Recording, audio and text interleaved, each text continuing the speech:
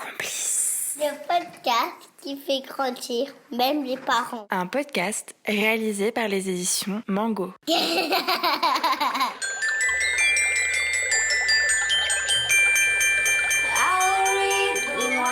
Bonjour. Dans la famille complice, la maman, c'est moi. Chaque jour, je m'émerveille devant les progrès de mes enfants. Je m'appelle Com et j'ai 4 ans et demi. Je m'appelle Inès et j'ai 7 ans. Alors je les couvre de baisers. Mais j'ai parfois du mal à les gérer. Je leur ai appris à parler et puis à se taire. Je leur ai interdit les écrans. Mais je suis moi-même un peu addicte. Je leur parle de respect. Mais je ne cesse de crier pour leur dire d'arrêter de se disputer. Bref, je suis une mère contradictoire. Face à ce constat, je suis allée voir Anne-Claire Kleindist, psychologue clinicienne et experte en parentalité positive. J'ai compris que je n'étais pas la seule mère contradictoire, qu'il y en avait beaucoup d'autres, et des pères aussi. J'ai donc eu envie de créer un podcast qui permettrait à tous les parents de suivre ces conseils pertinents et déculpabilisants. Anne-Claire écoute depuis des années les parents et leurs enfants. À travers son approche toujours bienveillante, elle les guide sur le chemin complexe et fascinant de la parentalité. Aujourd'hui, elle vous ouvre les portes de son cabinet. Pour l'interviewer, Anne l'a fait, maman et éditrice d'ouvrages de parentalité positive. Rendez-vous pris chaque semaine pour 15 minutes de conseils et d'échanges passionnants autour des sujets de votre quotidien. Au fait, dans la famille complice, moi je suis le papa et on ne m'a pas présenté. Bon, je voulais juste dire que je suis aussi derrière ce projet de podcast. On ne m'entend pas beaucoup, c'est vrai, mais j'écoute attentivement. Et vous verrez, c'est passionnant.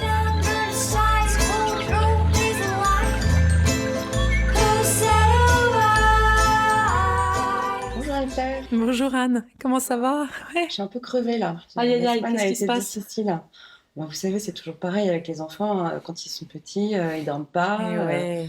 Donc là, j'en ai un qui veut jamais aller se coucher. Ça tourne un peu au cauchemar. Et puis j'en ai une qui se relève la nuit. Donc je sais que c'est par phase, mais là en ce moment, c'est insupportable, c'est infernal. Donc du coup, après la journée de travail, tous les deux, on est crevés. On n'a qu'une envie, c'est avoir un temps pour nous tranquille. Et en fait, on passe la soirée à aller coucher l'un et à être réveillé par l'autre après. Du coup, on est vraiment crevés, quoi. Mais ouais. Donc du coup, le sommeil, s'il vous plaît, aidez-moi. Ouais, mais c'est vraiment ça, hein. C'est-à-dire que c'est lui qui dort pas, il est tendu, il est fatigué, il perd ses ressources, mais nous aussi, au passage, on dort moins, on n'a pas nos temps de récupération, et donc on est aussi tendu et fatigué. Du coup, ça refait un peu cercle vicieux, puisque du coup, ça se rejoue sur la soirée suivante, et moins on a de ressources, moins on est capable de gérer ça sereinement. Ouais, c'est complètement ça. Aïe, aïe, Alors, aïe. comment on peut faire? On va peut-être commencer par comment on peut faire quand on a un enfant qui a du mal à s'endormir. Donc, il y a les rituels, etc. Mais est-ce qu'il y a d'autres je sais que c'est bien d'avoir un rituel et elle en a un, mais qu'est-ce que ça veut dire de ne pas réussir à s'endormir et comment on peut faire pour l'aider à s'endormir? Ou est-ce qu'il ne faut pas l'aider du tout d'ailleurs? Je ne sais pas. En fait, le comment faire, il est quand même bien sûr appuyé sur les rituels parce que les rituels, les routines font autorité pour l'enfant. Plus on les installe, plus l'enfant peut s'appuyer dessus, plus c'est prévisible et moins c'est un sujet du quotidien. Donc quand même, vraiment, c'est bien quand même de se le redire, même si ça paraît une évidence. C'est quoi une routine Une exactement? routine, c'est quelque chose qu'on réplique, qu'on répète, sur lequel on s'entraîne. C'est des rouages, c'est des enchaînements de voilà. Et là-dessus, on peut travailler avec les enfants aussi sur qu'est-ce qui se passe après telle chose, on passe à telle autre chose, puis telle autre chose, et de façon à ce que l'enfant se repère aussi par rapport à cette chronologie des choses qui s'enchaînent.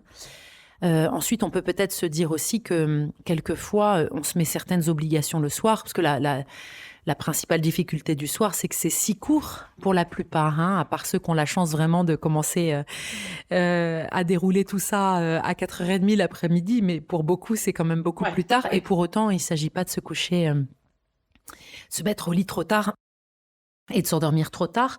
Donc c'est vraiment travailler cette histoire de simplification.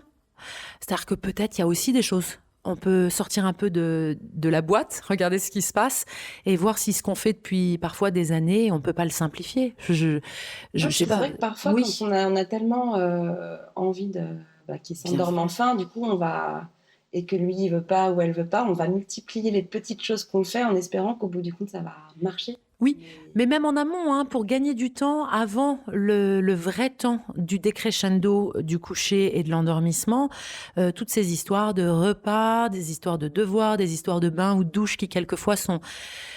voilà, où on se met un petit peu plus de pression que ce qu'il faudrait. Il y a peut-être parfois des choses à simplifier. Je n'ai aucune leçon à donner à qui que ce soit, mais bon, parfois une petite douche rapide au lieu d'un grand bain, à moins qu'au contraire le bain serve vraiment à détendre. Hein. Peut-être un bain un jour sur deux au lieu d'un bain tous les jours. Enfin voilà, il y a des questions à se reposer. Peut-être parfois des devoirs qu'on peut simplifier aussi en semaine avec la complicité de l'enseignant plutôt que coûte que coûte s'arc-bouter pendant 1h30. Voilà, de façon à ce que vraiment le dernier temps qui est celui du décrescendo du soir soit particulièrement soigné, en fait. Il faut d'abord nous aussi nous détendre Ouais. pour pouvoir Ouais. faire en sorte que ça se passe bien après derrière. Oui, c'est-à-dire que nous aussi, pour pouvoir conduire un décrescendo, on a aussi besoin d'être dans notre décrescendo, même si quand on couche notre enfant, nous, on n'a pas forcément envie de se coucher à ce moment-là. Donc, on va faire un décrescendo pour lui, pour pouvoir ensuite avoir un temps pour soi. Mais que du coup la qualité de ce moment, c'est aussi on peut le faire avec ce qu'on a comme conscience de l'état dans lequel on est, et c'est là que quelquefois d'être deux, quand on peut être deux, c'est plus facile aussi, parce qu'on va pouvoir soit s'alterner, soit se partager les rôles selon qu'on a un ou plusieurs enfants, mais travailler ça. Est-ce que l'enfant il est capable de comprendre que il y a un besoin pour ses parents de se retrouver? Est-ce que aussi ça peut l'apaiser de se dire il y a le temps des enfants, le temps des parents le soir, parce que là aussi on pose un cadre qui est le nôtre et ça va peut-être aider à ce que tout le monde soit plus serein aussi. Alors ça peut l'aider dans le sens où il sait à quoi s'attendre et il sent cette fermeté des limites de ce sur quoi jusqu'où il peut aller, et en même temps s'il est très très inquiet, s'il est très très anxieux, ça va pas forcément être suffisant, c'est-à-dire qu'il va vraiment avoir besoin d'être accompagné, soutenu, étayé, contenu, avant de pouvoir être laissé. Mais une fois qu'on a fait tout ça, en tant que parent, on peut aussi se dire on a passé toutes ces étapes et ensuite on peut vraiment être ferme et déterminé en lui disant maintenant c'est à toi de jouer. Ça y est, il s'est endormi. Je couche. Oui, j'ai quand même envie de dire, pas oublier dans ce temps du décrescendo toutes les choses un peu sensorielles qu'on peut utiliser, parce qu'on pense souvent à la petite histoire du soir, qui était évidemment quelque chose qui prépare les rêves, l'imaginaire, ainsi de suite. Mais on peut aussi jouer un peu de ces questions sensorielles, olfactives. On peut mettre dans les rituels une petite huile essentielle qu'on va sentir, une bougie qu'on regarde et sur laquelle on souffle, un doudou qu'on caresse et qu'on met sur son ventre, et on va apprendre une respiration en gonflant son abdomen et en baissant son abdomen, et ça va bercer le doudou. Il y a des maintenant vraiment comme ça, toute une panoplie pour bien. Absolument. Et il y a notamment un ouvrage de relaxation et de séquences comme ça pour les enfants en lien avec la respiration, qui est très très bien fait, qu'on peut donner en référence aussi, qui peut donner de l'inspiration aux parents. Oui, on laissera ça dans les références du podcast. Donc, je disais, nous aussi, quand soudain, crise traverse la nuit, où des petits pas arrivent jusqu'à notre chambre. Donc là, il se réveille la nuit et il pleure dans son lit, ou il vient nous voir. Qu'est-ce qu'on fait à ce moment-là? Alors c'est vrai que là aussi, entre les petits pas où il vient nous voir et il hurle dans son lit, c'est pas forcément la même chose. Et même quand il hurle dans son lit, ça peut être une terreur nocturne qui est pas tout à fait pareil qu'un cauchemar. C'est quoi la différence? Alors la terreur nocturne, c'est vraiment un trouble du sommeil qu'on trouve dans les premières années de vie, qui a tendance à disparaître quand même après, qui est vraiment le temps que le sommeil se mette en place avec les différentes phases de sommeil. Et on va voir l'enfant hurler, être absolument terrifié, mais il est inconsolable parce qu'on peut pas le réveiller et le ramener à la réalité. Il est vraiment dans cette espèce de moment où il est inaccessible à toute forme de consolation. Donc là, il dort vraiment en fait, c'est un peu comme un somnambule, il tout à fait. un petit peu second. Absolument. Et donc, c'est vrai que c'est très désarmant pour les parents. Ça a un côté même un peu effrayant parce qu'on peut pas faire grand-chose, si ce n'est d'être là et quand même de contenir jusqu'au moment où ça passe. Et de le savoir, ça va faire qu'on va être aussi un peu moins inquiet en tant que Ouais, parent, bien donc sûr. on pourra mieux gérer. Le cauchemar, c'est différent. Le cauchemar, c'est un rêve désagréable. C'est un moment du sommeil paradoxal où l'enfant revit sa journée. Alors les enfants plus sensibles, qui captent plus de choses, vont revivre des choses plus fortes la nuit parce que le traitement de l'information est plus intense et ça chahute un peu, voilà, ça secoue au cocotier. Mais voilà, on peut là, à ce moment-là, effectivement, venir apaiser le cauchemar, donner un petit verre d'eau. Et l'idée, ça va être que pour un enfant qui aura tendance du coup à développer un sommeil un peu agité, à se réveiller un peu la nuit, de pouvoir lui montrer progressivement en fonction de son âge. Au début, on l'aide beaucoup parce qu'il est petit. Ouais. Et au fur et à mesure qu'on traite ça, de lui montrer comment il peut s'en occuper par lui-même. D'accord, donc en fait, il se réveille, mais il vient pas nous réveiller. Bah, c'est l'idée, c'est que comme on est toujours dans l'idée de développer son autonomie, Ouais. il va développer son autonomie aussi en pouvant allumer sa petite lumière toute douce, parce que c'est pas le but de se réveiller complètement, Ouais. de lire un petit livre et de lui montrer qu'il peut et qu'il ne vienne nous chercher que quand c'est vraiment archi Important, quoi. voilà, Mais dans incontournable. le cas où il vient justement dans notre chambre, Ouais. j'en ai un peu discuté, les avis sont hyper partagés. Donc en fait, est-ce qu'on le raccompagne dans son lit? Est-ce qu'on le garde dans notre lit, sachant qu'il est 4 heures du matin? On a très très sommeil. Comment faire dans ces cas-là?